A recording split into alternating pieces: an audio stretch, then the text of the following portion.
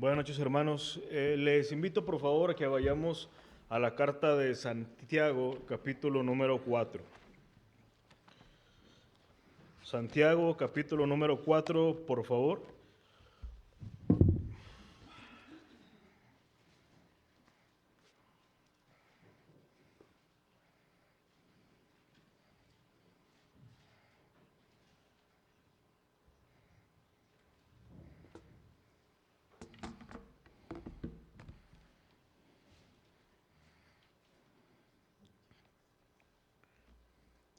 Esta noche vamos a observar un tema el cual he titulado Hagamos lo bueno. Hagamos lo bueno. Y permítanme introducirme de la siguiente manera para luego recaer en nuestro pasaje y ver algunas implicaciones del texto que vamos a estar leyendo y meditando.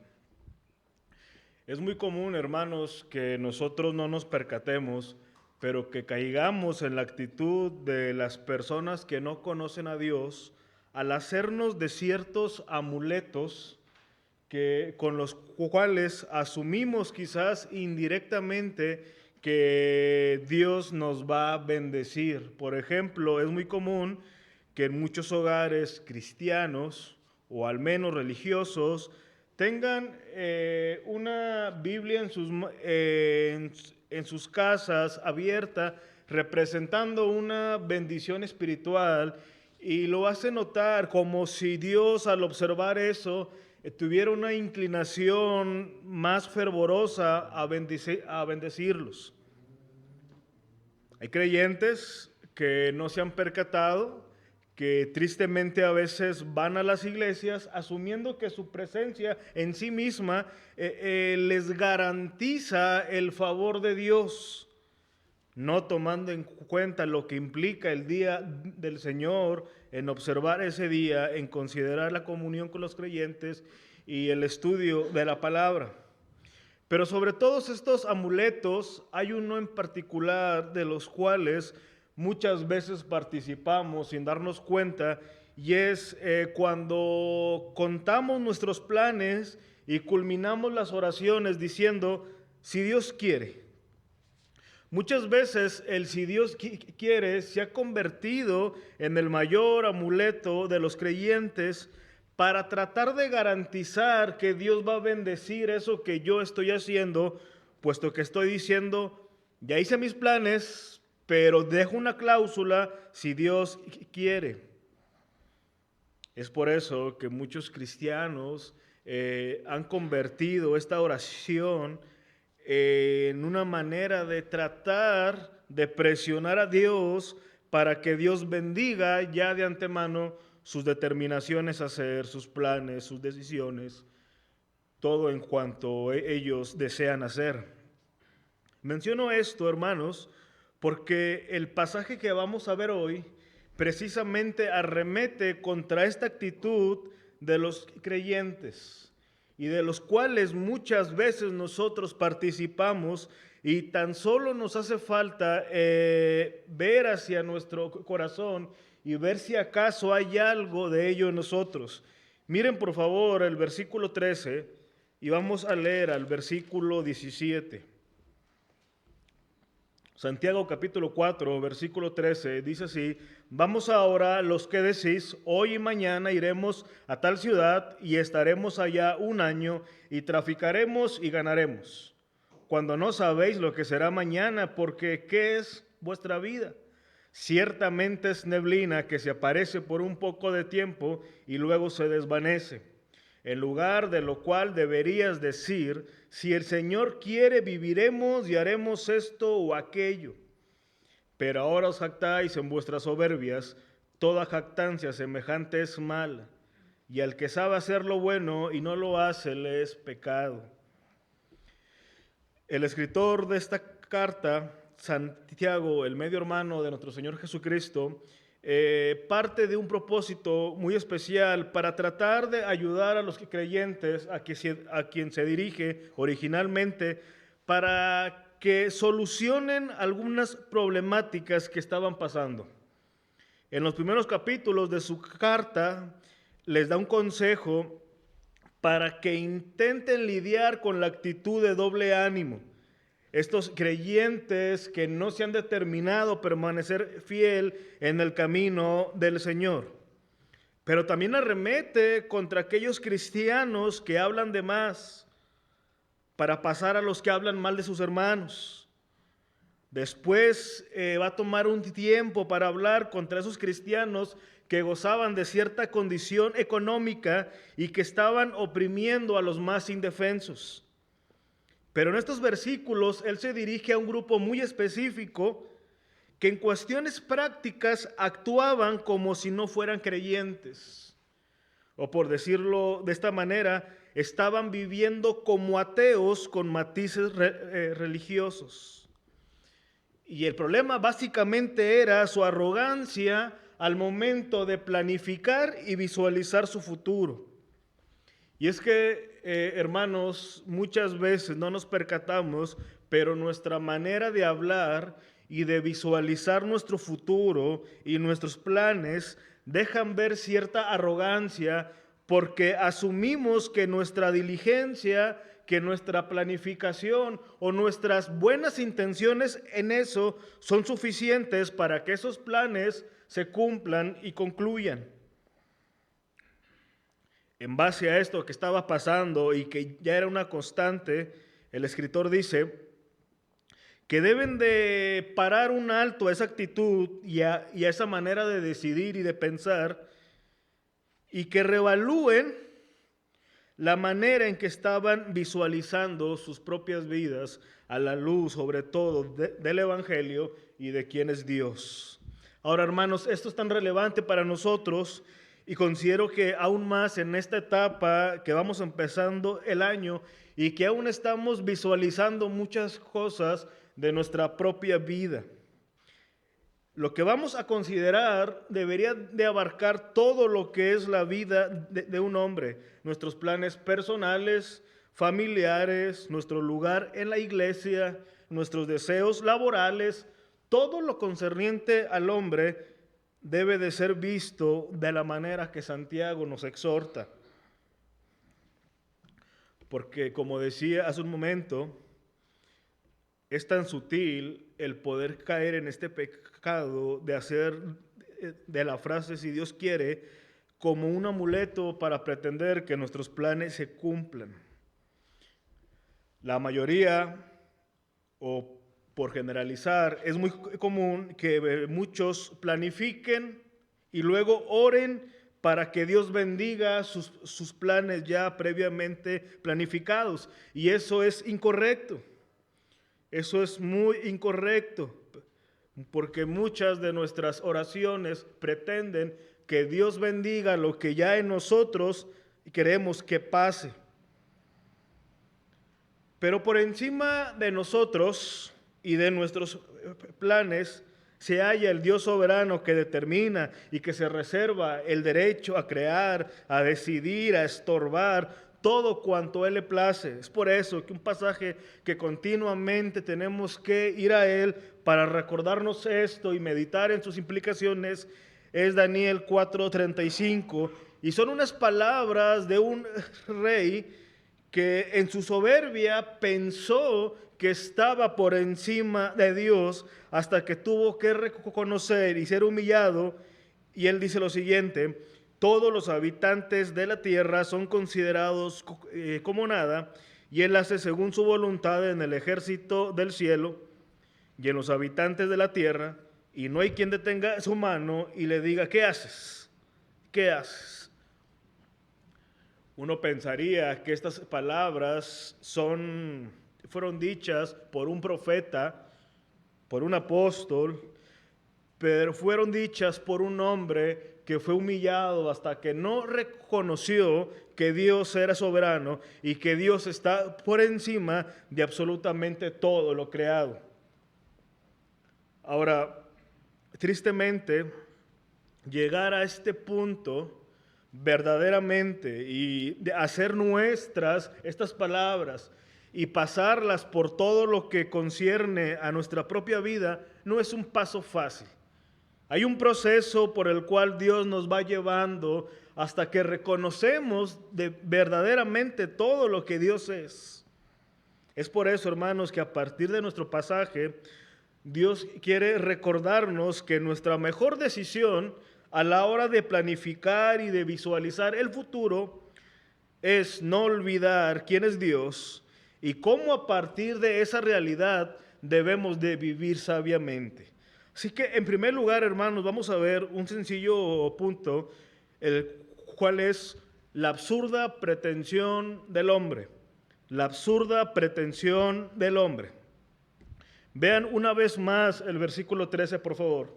Dice la Biblia: vamos ahora los que decís, hoy y mañana iremos a tal ciudad y estaremos allá un año y traficaremos y ganaremos. Estas palabras definitivamente arrojan la certeza de un grupo de personas que tenían todo un plan ya completo.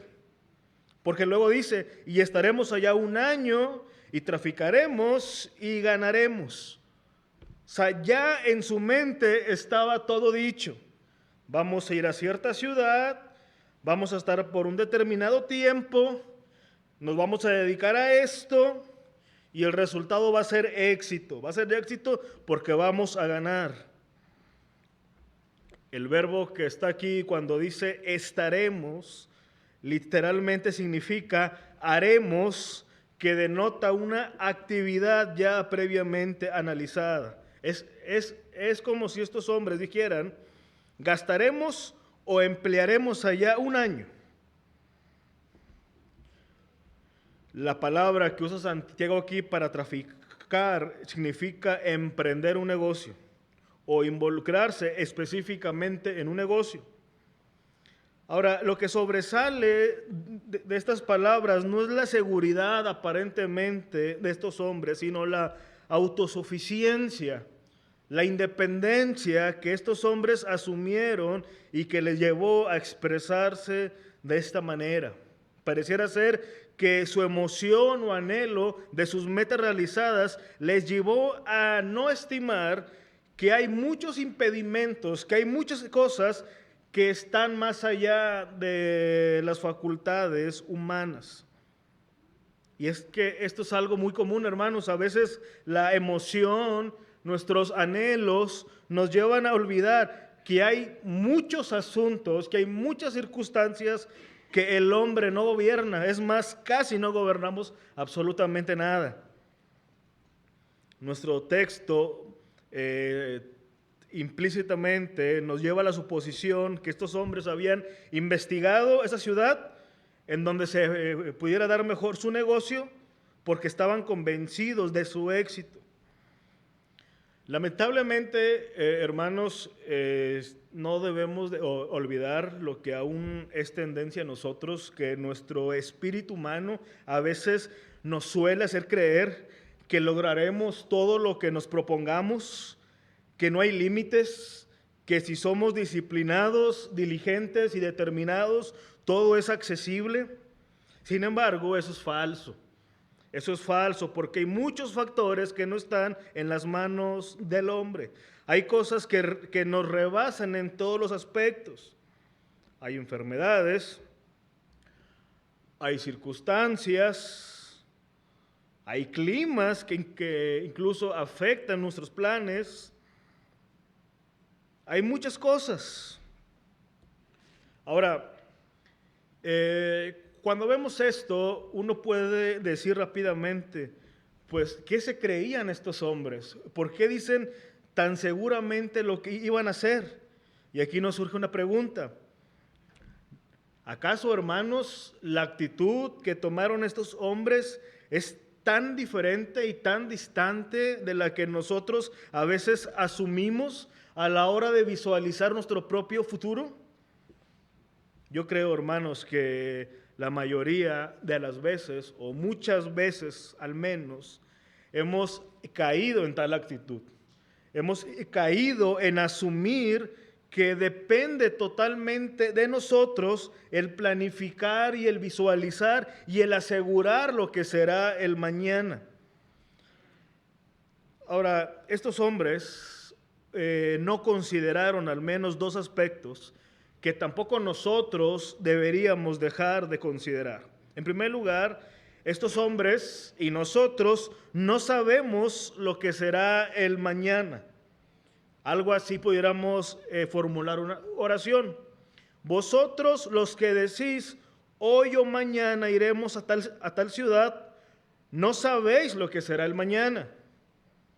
Si acaso ellos en sus planes podían tener una certeza, era de su incertidumbre acerca del mañana. Esa es la única certeza que nosotros sí podemos tener hoy. No sabemos lo que será mañana. Miren lo que dice, hermanos, dos pasajes. Proverbios 27:1 dice, no te jactes del día de mañana, porque no sabes qué dará de sí el día. Ahora, vean estas mismas palabras, pero dichas ahora por Jesús. Mateo 6:31-34. No os afanéis pues diciendo, ¿qué comeremos? ¿O qué beberemos? ¿O qué vestiremos? Porque los gentiles buscan todas estas cosas, pero vuestro Padre Celestial, Él sabe que tenéis necesidad de todas estas cosas. Mas buscad primeramente el reino de Dios y su justicia, y todas estas cosas os serán añadidas. Así que no os afanéis por el día de mañana, porque el día de mañana traerá su propio afán. Basta a cada día su propio mal. Ahora, pese a que desconocemos por completo el mañana, y esto implica muchas cosas, a veces nosotros hacemos planes asumiendo que laboralmente vamos a estar en las mismas condiciones siempre. Y ahí hay incertidumbre. Hay incertidumbre en un accidente, en un desempleo, en una enfermedad, en una pérdida que cambie todas las cosas. Pero a pesar de toda esa incertidumbre, el creyente tiene la maravillosa opción de confiar en Dios, quien sí sabe todo lo concerniente al mañana. Es por eso que el apóstol Pablo nos dice, y la paz de Dios, que sobrepasa todo entendimiento, guardará vuestros corazones y vuestros pensamientos en Cristo Jesús. Así que no estamos a la deriva. A pesar de que desconocemos el mañana, sí conocemos a quien sí conoce el mañana, y eso es Jesús. Y cuando confiamos en Él, el hombre puede acceder a una paz que sobrepasa todo entendimiento, que guarda nuestros corazones y nuestros pensamientos, que tienden a estar muy ansiosos por lo desconocido. Pero en segundo lugar, estos hombres también no consideraron que la vida es breve. Ahora, uno puede decir, estas son cosas muy, muy obvias. Sin embargo, hermanos, en la práctica no son tan a menudo llevadas a la reflexión íntima. Evidentemente, Santiago aquí desea enfatizar su desaprobación tajante ante la actitud de sus oyentes. Vean ahora, por favor, el versículo 14. Cuando no sabéis lo que será mañana, en primer lugar. Pero luego él dice, porque ¿qué es la vida? Ciertamente es neblina que se aparece por un poco de tiempo y luego se desvanece.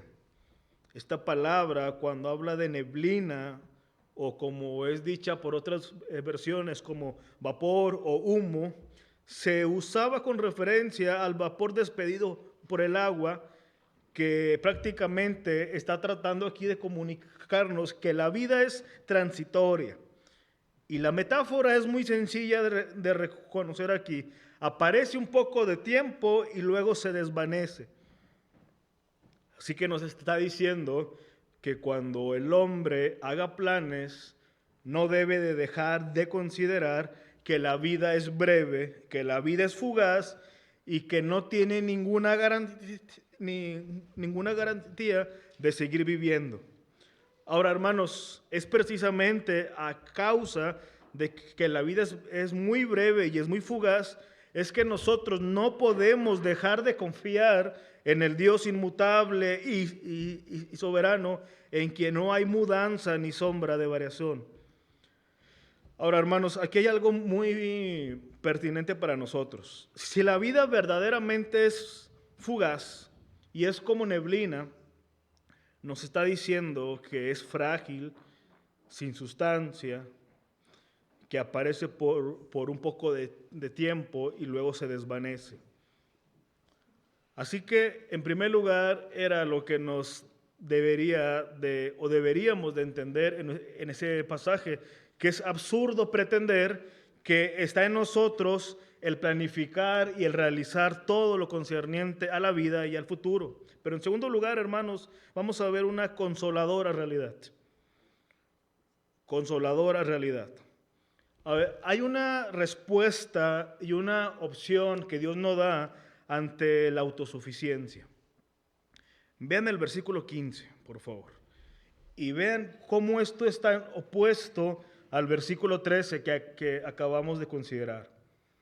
En lugar de lo cual deberías decir, si el Señor quiere, viviremos y haremos esto o aquello.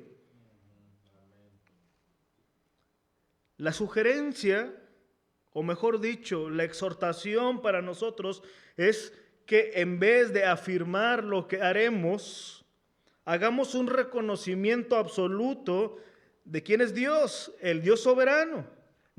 Ahora, hermanos, noten que en primer lugar Santiago dice, si el Señor quiere, reconociendo así la autoridad de Jesús y reconociendo así que nada acontece, que nada sucede si el Señor, aquel Señor soberano, no lo permite. Está reconociendo que en quien reside ese poder no es en el hombre, sino en Jesús, si el Señor quiere. El sometimiento a la soberanía de Dios debe de incluir el reconocimiento total del gobierno que Dios tiene sobre sus hijos.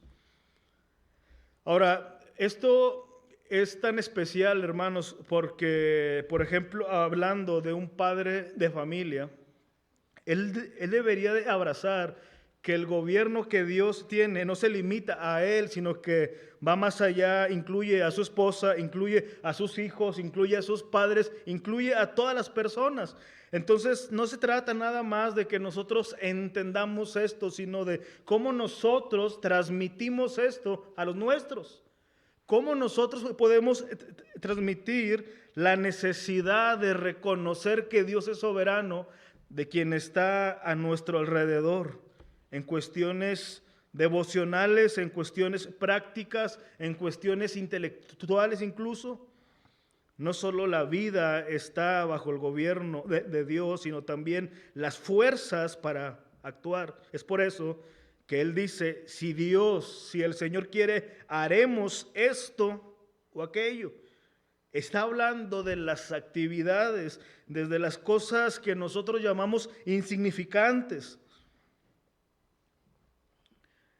Y menciono esto porque pudiera ser muy general el decir que todo lo concerniente a la vida está bajo el gobierno de Dios, pero no solamente en un plano general, sino que también en un plano donde vemos y visualizamos los detalles, las actividades. En un día normal hacemos muchas cosas y de pronto omitimos que ciertos detalles no pasaron, no porque se nos hizo tarde, porque hubo un accidente, porque tal persona hizo esto, sino porque la mano del Señor soberano así lo determinó. La vida misma y lo que somos capaces de hacer con ella depende de la voluntad divina. Ahora, hermanos, cuando hablamos de esto, no estamos llevando el punto a decir que entonces nosotros simplemente somos seres pasivos. Cuando nosotros hablamos de que esta es una realidad, es para motivarnos verdaderamente a planificar y a vivir en sabiduría, entendiendo y no olvidando quién es el Señor soberano. Y que mi responsabilidad como su hijo es vivir sabiamente, decidir sabiamente y conformarme a las líneas que Dios ya trazó para que ande en ellas. De eso se trata la responsabilidad que el hombre tiene ante el Dios soberano. La fe viva es dinámica. Hacer planes no es opuesto a la voluntad de Dios, pero hacerlos de espaldas a Dios, eso sí lo es. Santiago nos dice que con respecto a los planes, Dios siempre debe de ser el primero con quien empecemos a considerar hacia dónde nos estamos visualizando. Es imposible no visualizarnos, es imposible no decidir y no hacer planes. Y aunque es muy trillado, muchas veces se nos pregunta que cómo nos visualizamos dentro de 5, 10 años, 15 años, en dónde nos visualizamos viviendo, en dónde nos visualizamos sirviendo o haciendo esto. Y la mente empieza a volar, empezamos a analizar opciones, qué cosa más nos conviene. Ahora, todo esto es normal, pero dentro de toda esa reflexión personal y familiar, el hombre que verdaderamente teme a Dios debe de partir primeramente de que Dios es soberano. Y más allá de mis deseos, más allá de mi comodidad está el Señor soberano. Es por eso que decimos como el escritor, si el Señor quiere, haremos esto o aquello. No se trata de nosotros, no se trata de mis gustos, se trata de la voluntad soberana del Señor para nosotros. Es por eso que afirmamos, si el Señor quiere, y no dicho como un cliché, no dicho como un amuleto, sino como una realidad que se ha gestado primeramente en nuestro corazón. Por eso el escritor dice que Dios determina lo que hacemos. Si el Señor quiere, haremos esto o aquello. Nuestros actos están bajo el gobierno absoluto de Dios. Vean lo que dice Proverbios 19, 21.